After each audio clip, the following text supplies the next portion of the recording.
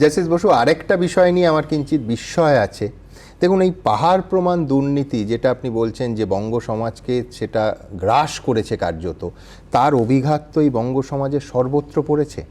চাকরি পাওয়ার ক্ষেত্রে অযোগ্যদের জন্য সৎ যোগ্য চাকরি প্রার্থীরা বঞ্চিত হয়েছে। আবার সুপ্রিম কোর্টের রায়ে অযোগ্যদের পাশাপাশি একই সঙ্গে চাকরি হারিয়ে ওই যোগ্য সৎ চাকরি প্রাপকরা বঞ্চিত হয়েছে। এই ডামাডোলে বছরের পর বছর পরীক্ষা না হওয়ায় নতুন চাকরি প্রার্থীরা বঞ্চিত হয়েছে। এরা সবাই অন্তত আদালতে মামলা করার সুযোগ পেয়েছে।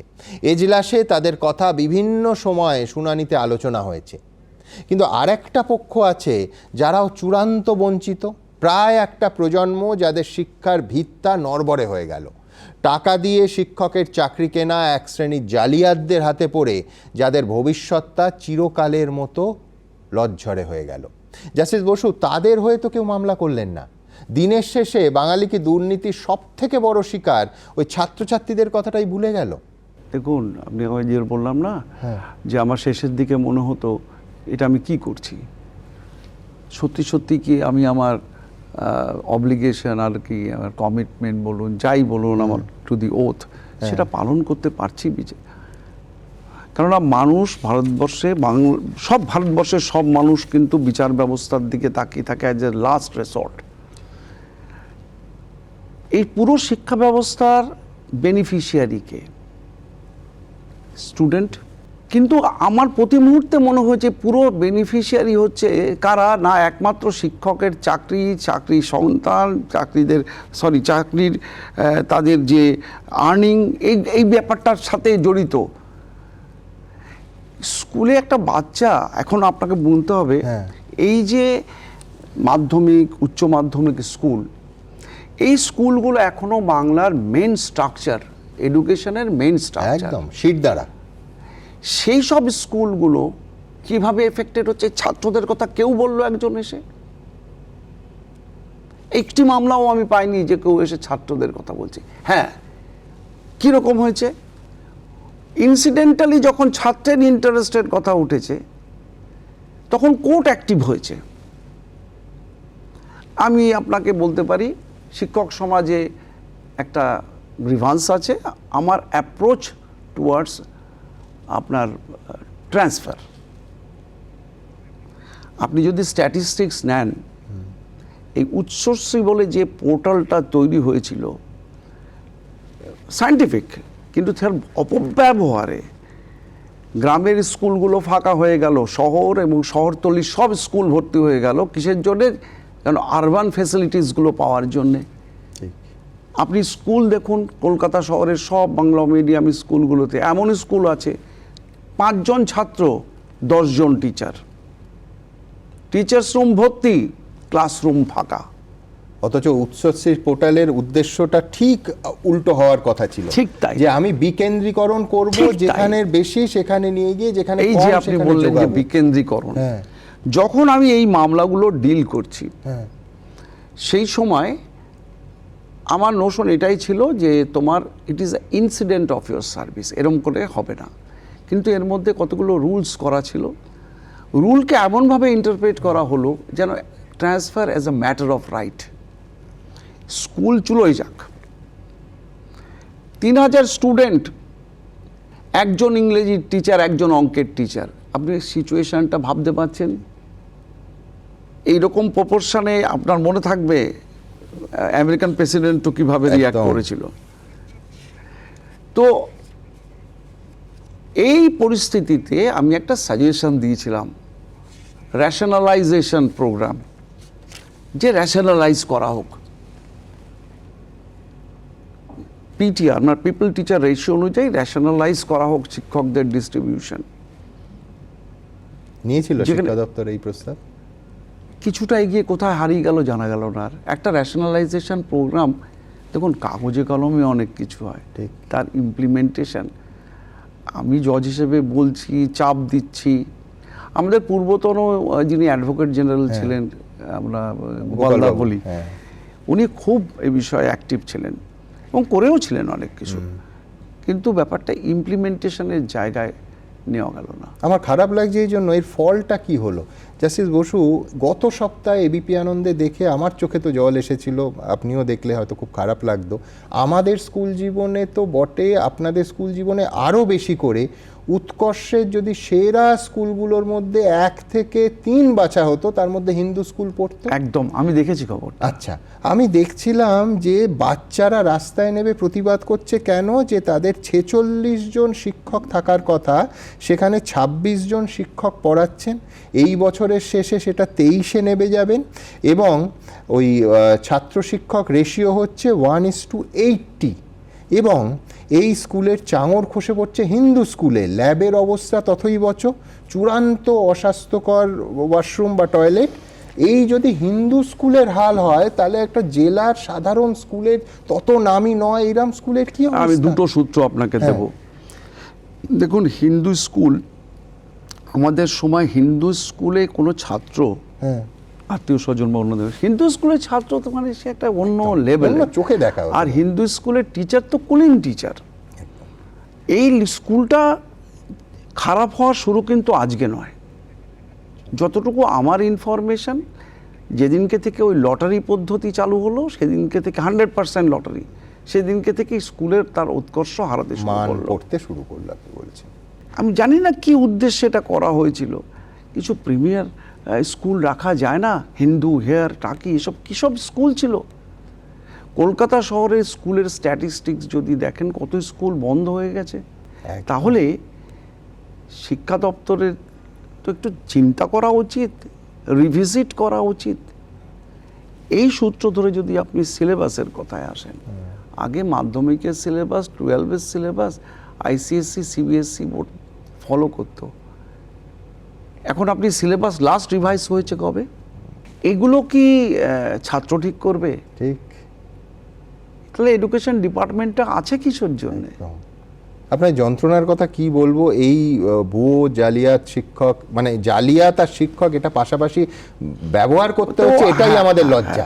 আমি বলছি, এর যা ছবি জেলা জেলা থেকে এসেছিল, যে ছাত্র অঙ্ক জিজ্ঞেস করলে মাস্টারমশাই তো টাকা দিয়ে চাকরিটা পেয়েছে, মারছে ছাত্রছাত্রীকে, তারা কমপ্লেন করছে, তারা রাস্তায় নামছে একের পর এক।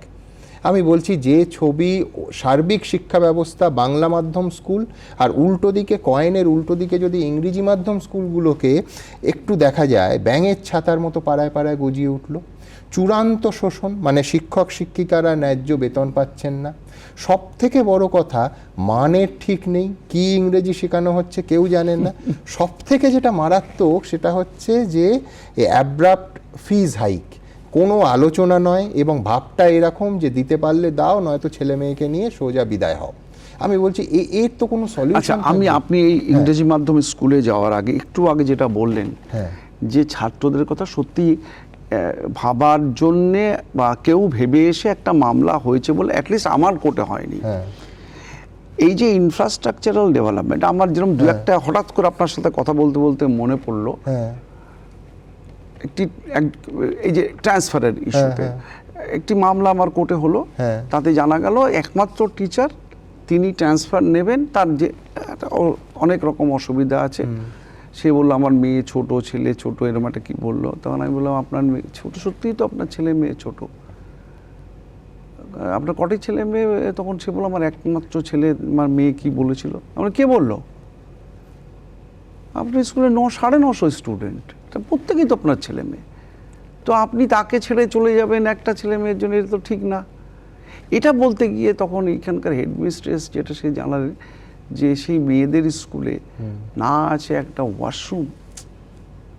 স্কুলটি একটি স্টেশনের কাছাকাছি সম্ভবত। সবাই স্কুলটাকে ব্যবহার করে সাইকেল স্ট্যান্ড হিসেবে, সারাদিন লোক ঢুকছে বেরোচ্ছে।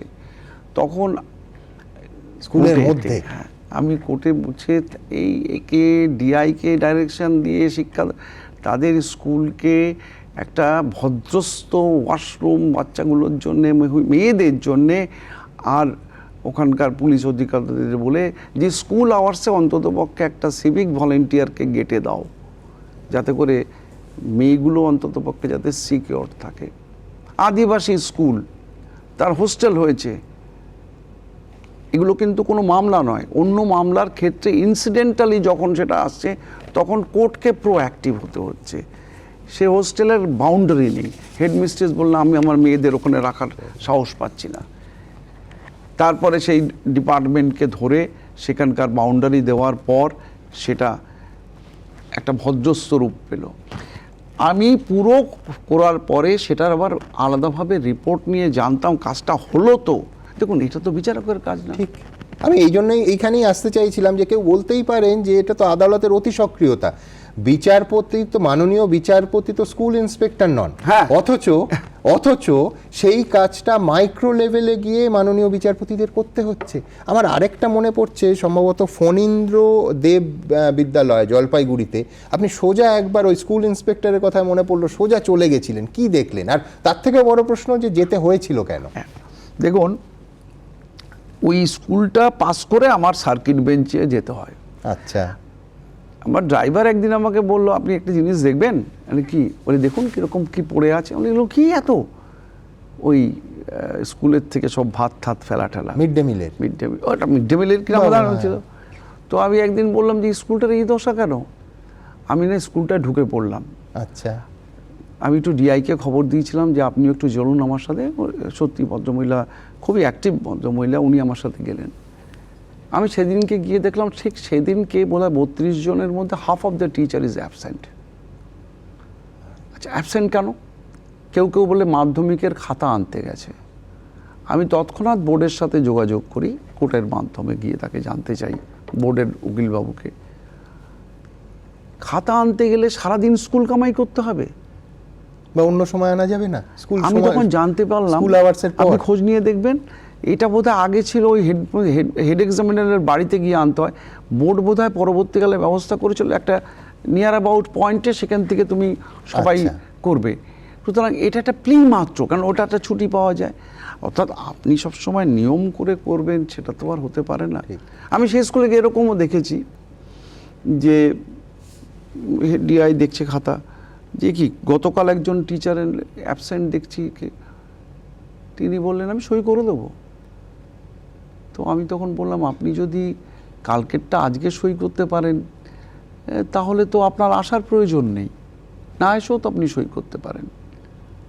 তখন আমি একটু খুব লুজলি বলেছিলাম আপনারা ওই যে আছে না ইয়ে করে যে অ্যাটেন্ডেন্স করা যায়, যেটা পুরো ডিআই অফিসের সাথে কানেক্টেড থাকবে, কার্ড পাঞ্চিং টাইপের, একদম সেটা ডিআই। আজকের দিনে খুব একটা অসুবিধা নাই, স্কুলে যদি ওরকম বায়োমেট্রিক থাকে তাহলে তো ডিআই অফিস পুরো জিনিসটা মেনটেন করতে পারে, কজন কখন এলেন। এই সিস্টেমগুলো ডেভেলপ করা কিন্তু খুব কঠিন কাজ কিছু না। ঠিক, কিন্তু আমার একটা অন্য পয়েন্টও আছে। ধরুন যারা শিক্ষাদান করবেন, আমরা তো এইটুকু ধরে নিতে পারি যে তাদের বেশিরভাগ মানুষ নৈতিকতার বিচারে তিনি করবেন। আমি বলছি থাম ইমপ্রেশন দিয়ে আমি শিক্ষককে যে শিক্ষক আমায় নীতিজ্ঞান শেখাবেন। দেখুন একটা কথা, সমাজের অবক্ষয় যদি একটা অঙ্গে ঘটে তাহলে আর এক জায়গায় যে পুরোপুরি পিওর থাকবে এটা এক্সপেক্ট করতে পারি না। এই মুহূর্তে আমার মনে হয় একটু কঠোর হওয়ার প্রয়োজন আছে। আচ্ছা, শিক্ষকদের বললে খালি হবে না। আচ্ছা, এই প্রসঙ্গে বলি মিড ডে মিলের কথা।